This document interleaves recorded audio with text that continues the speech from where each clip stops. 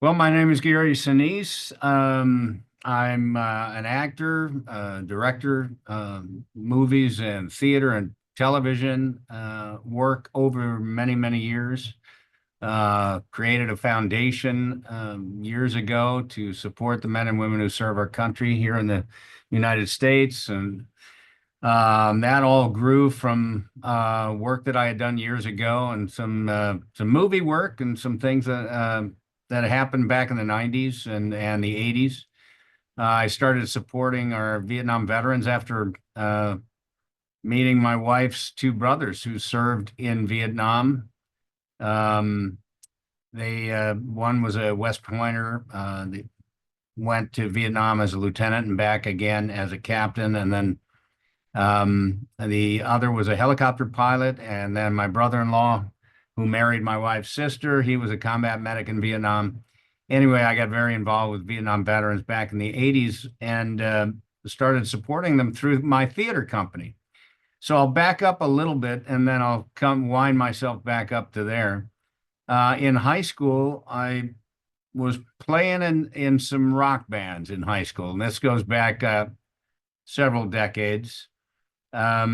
I was having kind of a little bit of trouble academically as a student.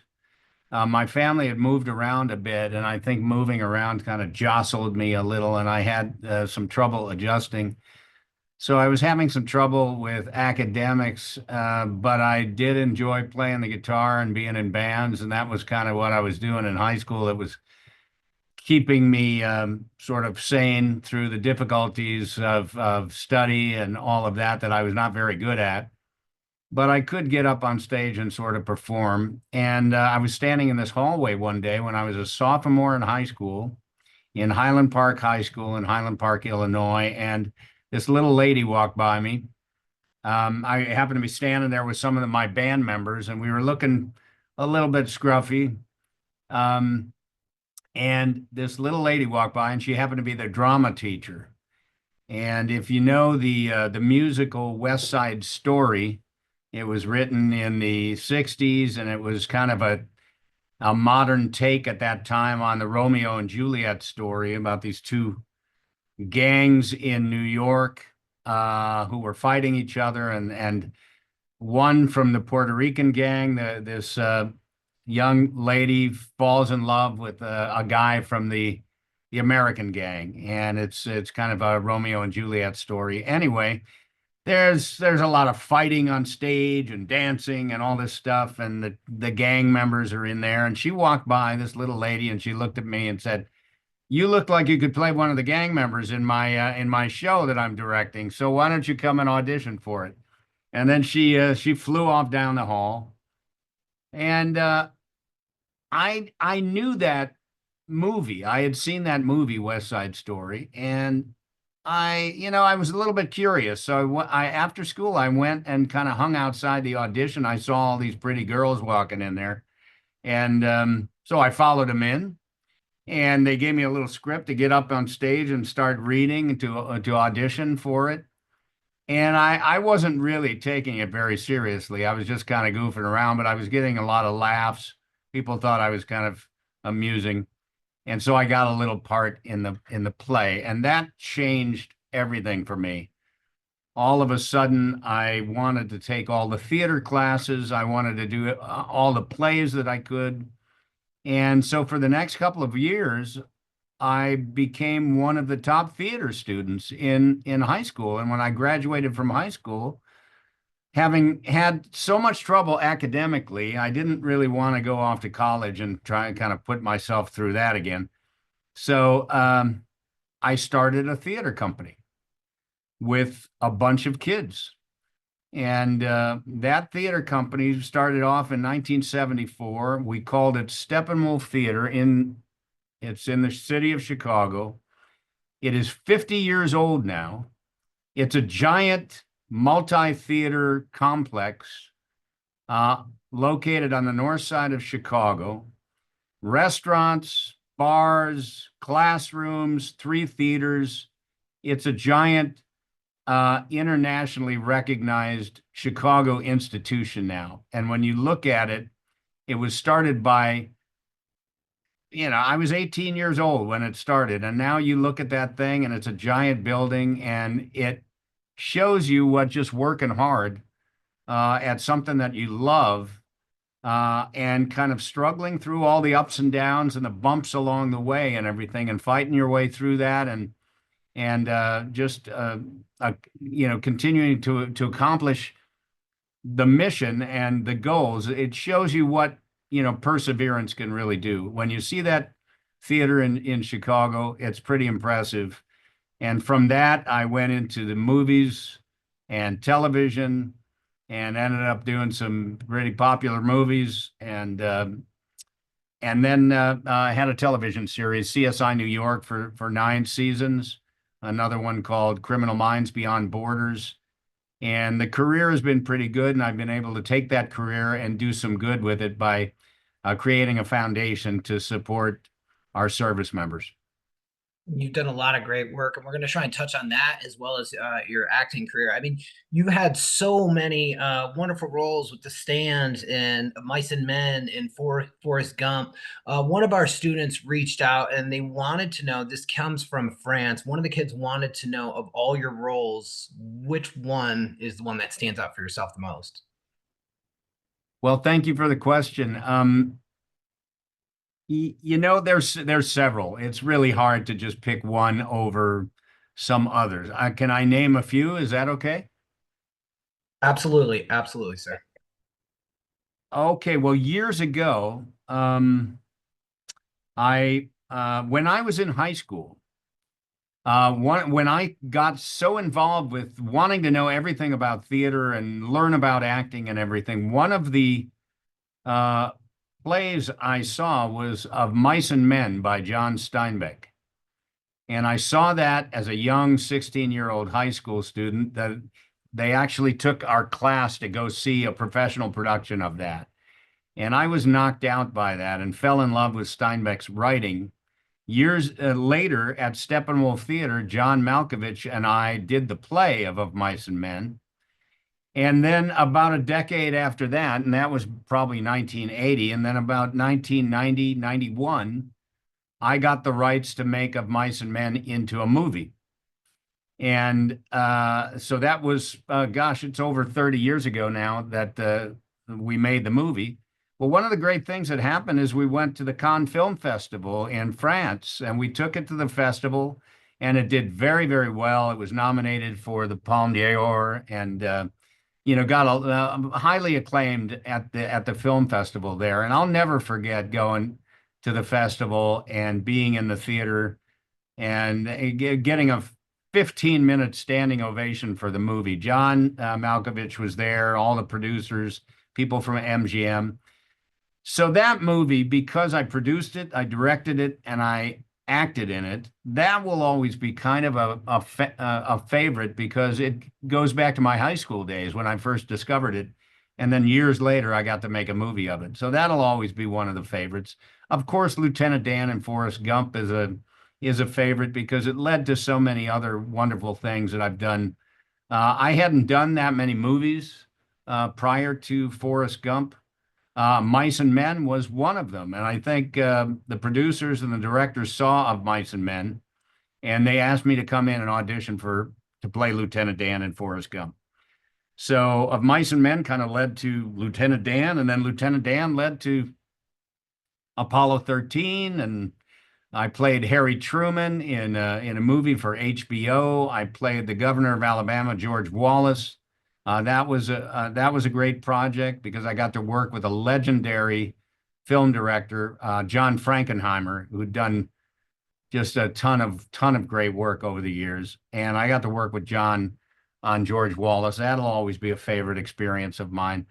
But I've had many experiences in television, film, and on stage. Like I said, I did Of Mice and Men on stage. We did The Grapes of Wrath on stage. I got to play Tom Joad. We moved it to Broadway. It won the Tony Award for Best Play that year. I got to do One Flew Over the Cuckoo's Nest on Broadway after we'd done it in Chicago and overseas. So there have been many, many wonderful experiences that I've had over the years. Too many to name. And too many to kind of single out one as being the above all best experience I've had. I've had a lot of good experiences.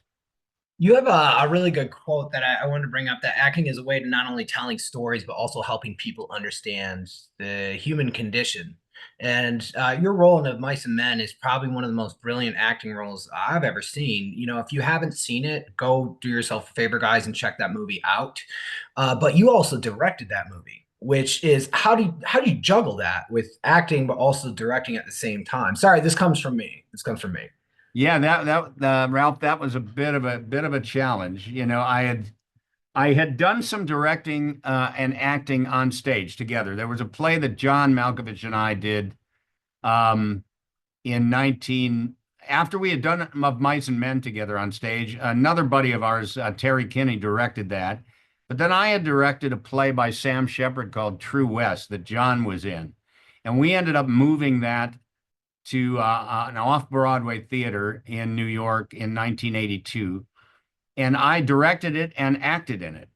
That was challenging to direct the play and be in the play at the same time, but I learned a lot. I learned a lot about that. So I felt confident that having done Of Mice and Men already on stage and knowing the story so well, and having directed and acted in True West and a number of other things that I directed, I felt confident in taking up Of Mice and Men, taking up the challenge. One of the reasons I wanted to direct the movie is because I wanted to act in the movie.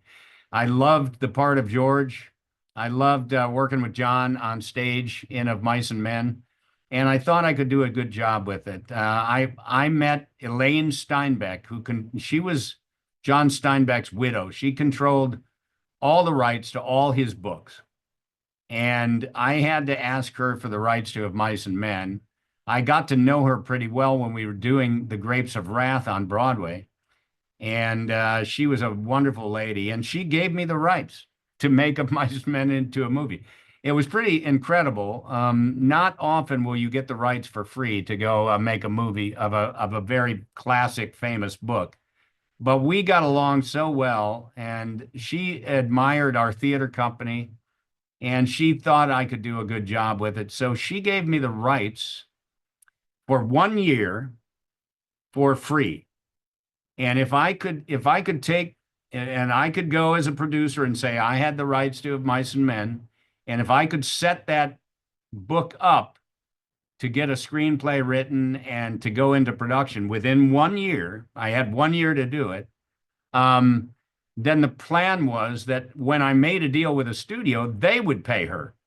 you know, and that's exactly what we did. I had had some projects with MGM in the past, some development projects trying to develop some scripts, and so I had a relationship with MGM. I went to them first. They didn't have to read the book. Everybody knows Of Mice and Men, right? And it wasn't going to be that expensive, compared to other movies. So we made the deal with MGM, and they went and paid Elaine the money. And that's kind of how that project went. And I felt very confident going into it that I could figure out how to direct it and act in it in the same time. I had a great crew, great cast, and I knew the story so well that it felt real comfortable to do that one. And I had directed one other film before that, and I learned a lot on that first film. It's called Miles from Home with Richard Gere. And uh, that was the first film I directed. I made some mistakes. I bumped along the way trying to figure things out. So I learned a lot on that first film, and I felt much more confident as a director and producer and actor on the second film Of Mice and Men. It was a great job. And again, it's that human condition. First of all, with Terry Kinney, he co-founded Steppenwolf with you, correct? Yes, Yeah, Terry so Kinney and Jeff Perry. full circle right there, you guys working together. And with that human condition, one thing that I like the parallels between A Mice and Men and Forrest Gump is that you're an individual who's expressing complete and utter patience with the developmentally delayed. And I just like the parallel in both of those characters that you played. Just phenomenal. Thank I'll get to this student question. One of the kids from Italy want to know, what is one story from your work with your foundation that has impacted you a lot that you could share with us?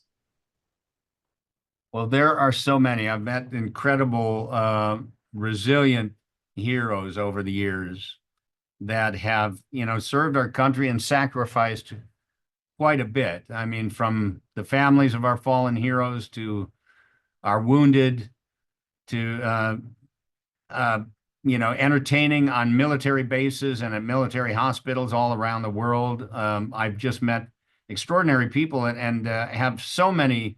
I mean, most of my friends, not, well, I have friends from all parts of my life and everything like that, but currently, I have just a lot of friends that have served in the military, from somebody who's a triple or quadruple amputee who has shown incredible resilience and perseverance through, great challenge, and us having built, you know, specially adapted smart technology, mortgage-free housing for many of these families, and learning quite a bit from them to, four-star generals who I know, and everybody in between.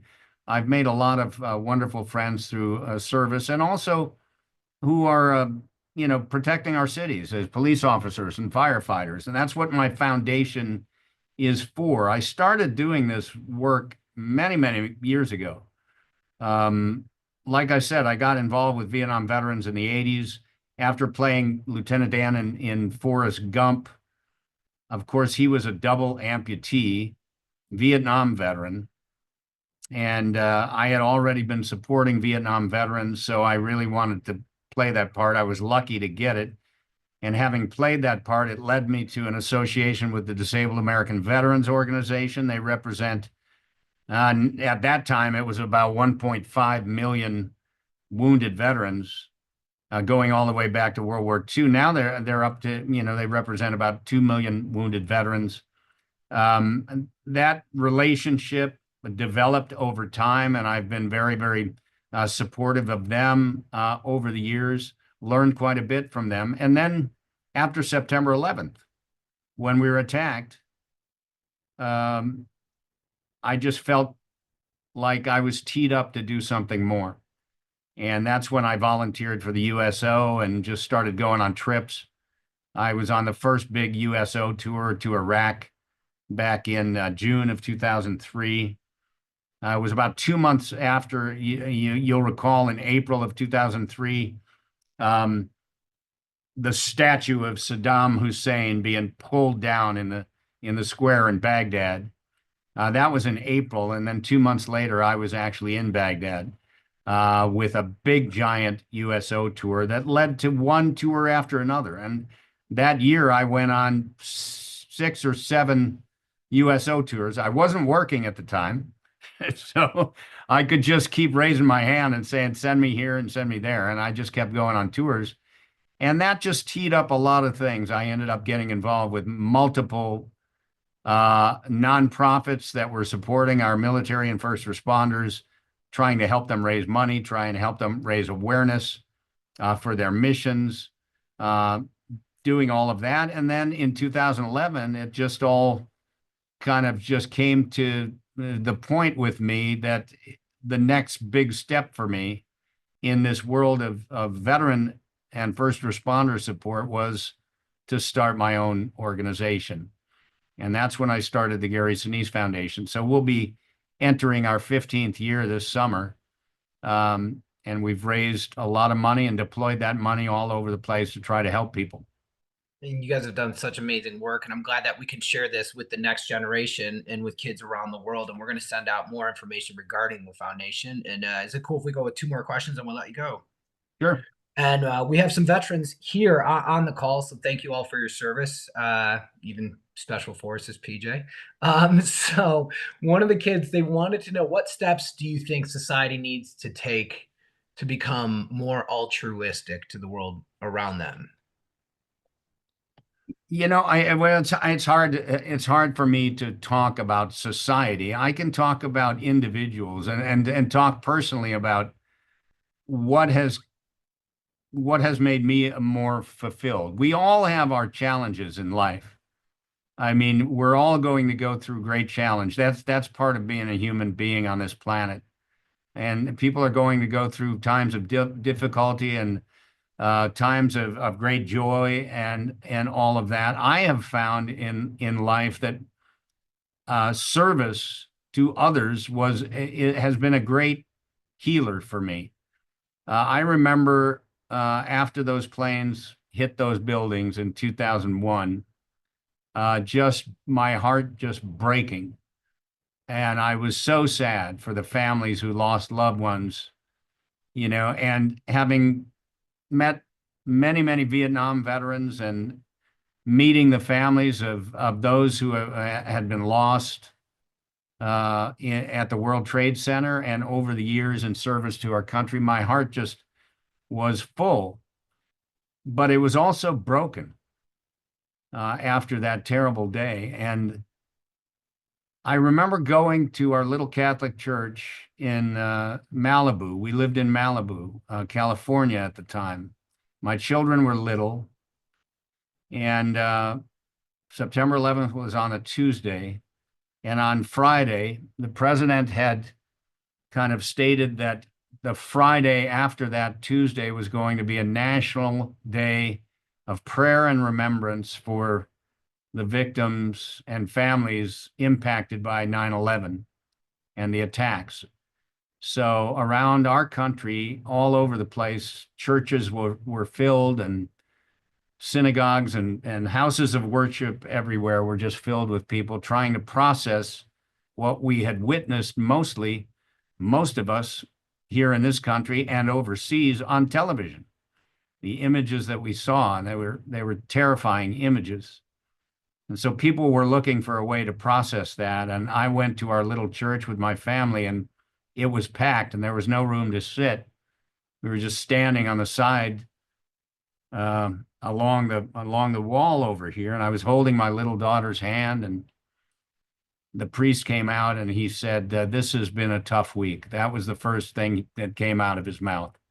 And everybody just nodded, and everybody was in the same place at that time. It was like really hard to process. And somewhere during that particular mass, I don't know if I heard it exactly, or if or if it just came to me, but I heard him talking about service and volunteerism, and how the way for our country to heal was by pulling together and doing something for somebody else, doing something positive to help somebody else.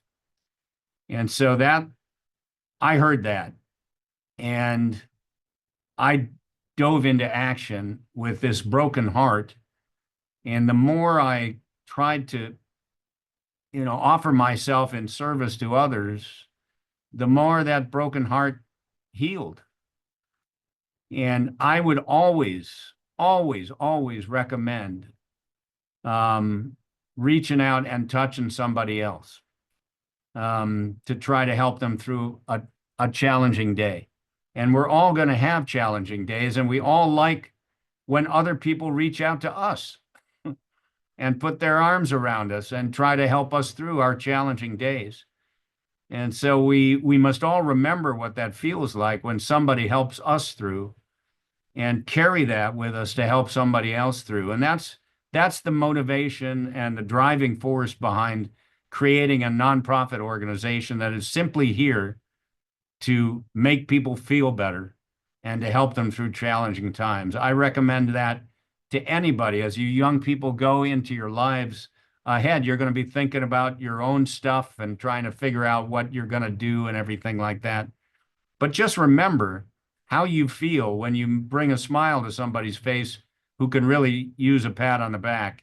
It makes you feel good about being alive and being a person, and it gives life great purpose beyond just kind of being, doing your own thing and kind of thinking about yourself and all that. We all go through that. I mean, I did. But if you look at my book, it's called Grateful American: A Journey from Self to Service.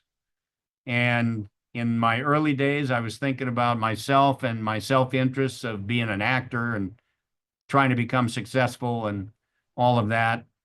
And that all catapulted into a life of service that has given great purpose to my life and helped me through some really difficult and challenging times. That's perfect. That's perfect. And guys, we'll have information regarding his book and how to learn more. And we also have a lot of September 11th, both Pentagon and World Trade Center survivors that are going to be speaking to you guys in the fall, as well as people who participated in America's response. So you had the quote, Gary, where you said, the more you give, the more you get back. There's no greater satisfaction than serving others. So the final question that comes from me, and I ask this of all of our guests, what advice would you have for these kids as they go off into the world and trying to figure out what paths they want to leave, whether it's either in acting or working for a nonprofit? What kind of advice would you have for them? Well, if you're going off into acting, you have one thing you need to have is a bit of a thick skin because trying to make it as an actor and trying to break into the acting business and get yourself moving, you have to have two things: a real belief in yourself and a belief that you're good. And you also have to develop kind of a thick skin because rejection is a part of the business, right? You have to remember, let's say you're going into audition for a play and you're auditioning for a role, a single role. Well, there might be 100 other people that are auditioning for that role. So only one person is going to get it, and the other 99 are going to be rejected. But that doesn't mean you quit because you get rejected. You just take that and you use it as a motivator to get better and to learn more and to go into the next audition even more prepared and more passionate about what you're doing. Don't let the rejection stop you. If you believe in yourself and you believe you're talented and you have passion for what you're doing, be prepared for a little bit of rejection along the way. But if you love it, and you have to love it, you can do it. We were kids when we started, and we decided the way for us to go was to create a theater company without having any money or getting paid. We decided to sacrifice trying to go off on our own and trying to make it in the theater or television business or movie business for just working together as an ensemble and having control over our own work. And so we started a company. Would I recommend that to everybody? I don't know. I mean, it worked for us, but for every successful story of a theater company that actually lasts for 50 years, there are hundreds that don't. So the odds are against you building a theater company like that. But if you start off doing something like that, getting together with a group of kids that you love working with and that are passionate about doing it, even if it only lasts a couple of years or something like that, you're going to learn a lot. And having control over your own work by making your own choices, not being at the mercy of what there is to audition out there, but making decisions about what you're going to do as actors, because we all picked our own plays and we all, directed each other and all of that. And we sacrificed. I mean, we worked other jobs during the day and we would rehearse at night. If you love it, stick with it. Give it a chance. Be prepared for some rejection and just develop a thick skin and keep working those acting muscles. Well, we can't thank you enough for taking the time to talk to us. And guys, you got an invaluable lesson from an award-winning actor as well as an award-winning philanthropist. Gary, before I end the meeting for all, I'm going to allow everyone to say thank you to you, and then I'm going to just shut the meeting down. Can we all say thank you to actor and philanthropist Gary Sinise for talking to you guys today? Thank you so much, sir, from around the world. Thank you. Thank you. Thank you.